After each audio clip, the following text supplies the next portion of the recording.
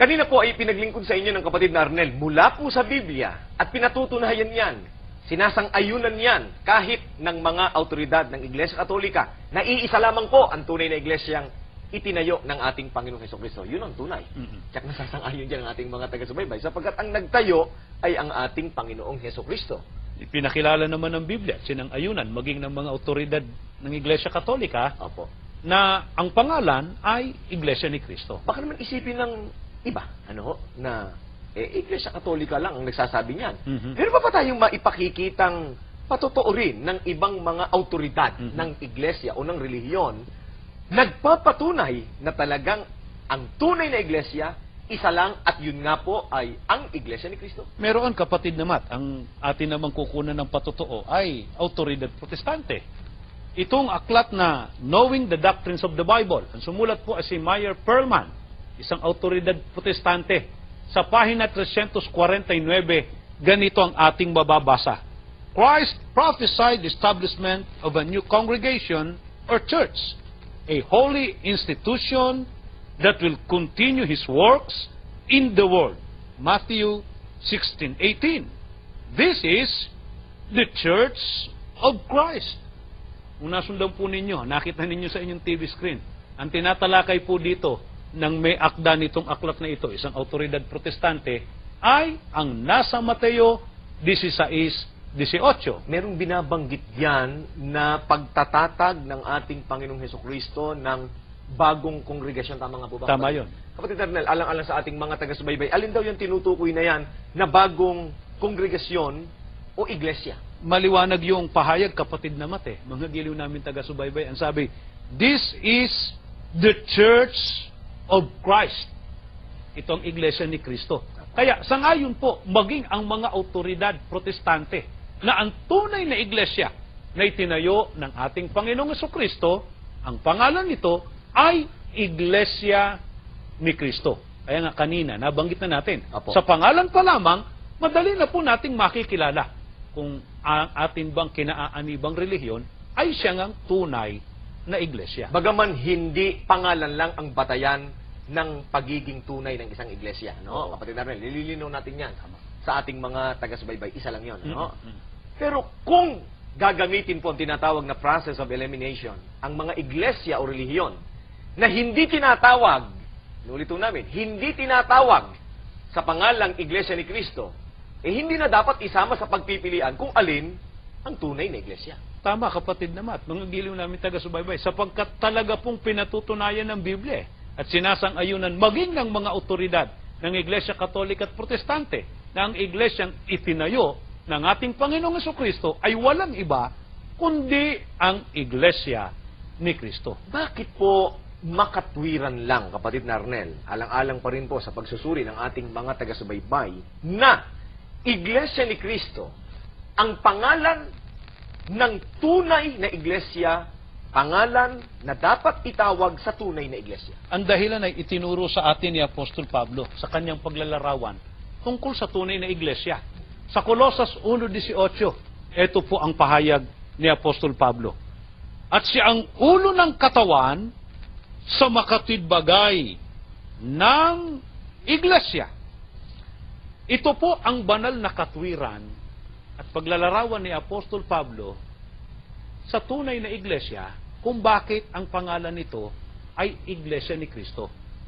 Sapagkat ang tunay na iglesia, katawan ng ating Panginoong Hesukristo. Siya ang ulo nito. Hindi po ba talaga namang ang katawan ay tinatawag sunod sa pangalan ng ulo? Kaya sa puntong ito, kapatid naman, minsan pang napatutunayan natin na makatwirang Iglesia ni Cristo ang pangalan ng tunay na iglesia. Totoo yun, kapatid Narnel, sapagkat saan nga ba naman tayo nakakita ng isang tao na iba yung pangalan ng ulo at pagkatapos yung katawan niya, iba rin ang pangalang itinatawag? Kahit na dalawa pangalan ng taong yun, sapagkat may mga taong dalawa pangalan, iba nga tatlo pa diba? Pero tumutukoy pa rin yun sa isang tao, magkasama yung ulo at katawan. Apo. Kaya tungkol po sa tunay na iglesia, dapat po ay hanapin natin sino ba ang nagtayo ng iglesia na ating kinabibilangan. Sino ang may-ari ng iglesyang yan?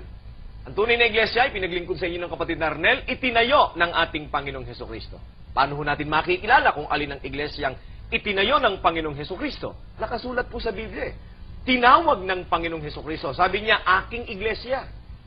Pinatunayan ng mga apostol na ang pangalan ay Iglesia ni Kristo. At ano pong katangian ng iglesyang ito?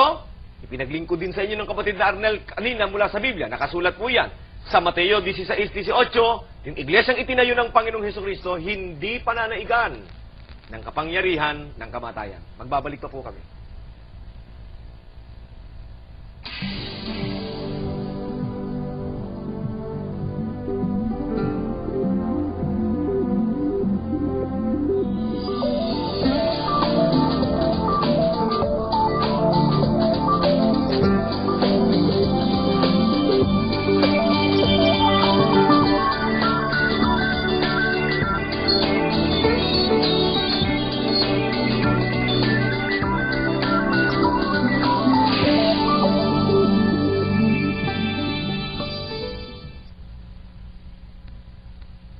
Sa mga late tuners ay tinatalakay po namin ng kapatid na Arnel mula po sa Biblia na ang pangalan ng tunay na iglesia na itinatag ng Panginoong Hesukristo, tinawag niyang aking iglesia, tinawag ng mga apostol sa pangalang Iglesia ni Kristo. Iisa lang po yon, ang Panginoong Hesukristo ang nagtatag noon at iyon ay sinasang-ayunan kahit ng mga autoridad ng Iglesia Katolika at Iglesia ng mga Protestante. Balikan natin yung Mateo 16:18, kapatid na Arnel, na kung saan sinabi ng ating Panginoong Hesukristo na yung iglesia na itinayo niya, sabi niya doon, hindi pananaigan ng kamatayan.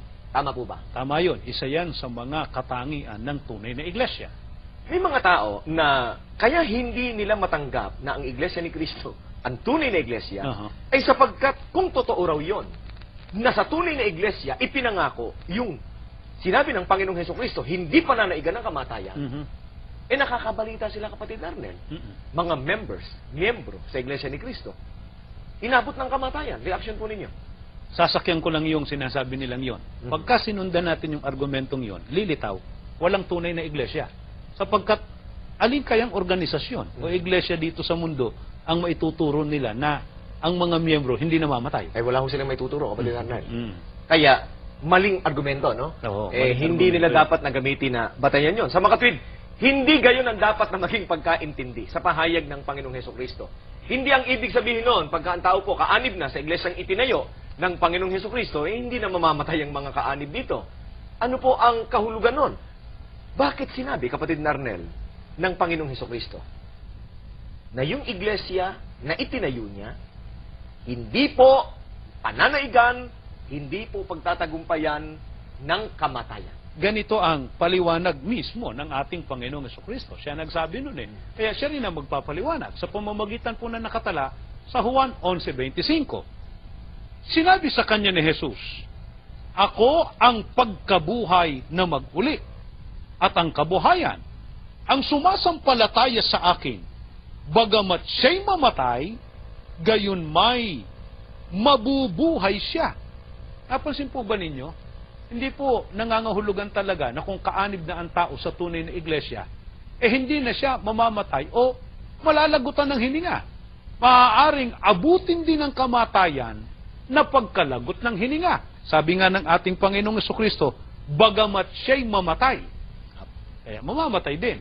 Pero may pangako ang ating Panginoong Hesukristo. Sabi sa atin, gayon may mabubuhay siya. Susundan ko lang yung argumento yung ginamit nila kanina, kapatid Arnel, hindi raw tunay ang Iglesia ni Kristo sapagkat ang mga kaanib namamatay. Samantalang sinabi ng Panginoong Hesukristo, yung iglesyang itinayo niya, hindi pagtatagumpayan o hindi pananaigan ng kamatayan. Paano po yun? Yung mismong nagtayo ng iglesia nakaranas ng kamatayan. Na pagkalagot ng hininga. Ibig bang sabihin, hindi tunay ang Panginoong Hesukristo. Maling pagkaintindi. Bunga ng maling pagkaunawa. Kaya, mga ginigilo naming taga-subaybay, napakahalaga po na ganap nating maunawaan yung kahulugan ng sinabi ng ating Panginoong Hesukristo na yung iglesyang itinayo niya, hindi pananaigan ng kamatayan sapagkat may pagkabuhay na magulit.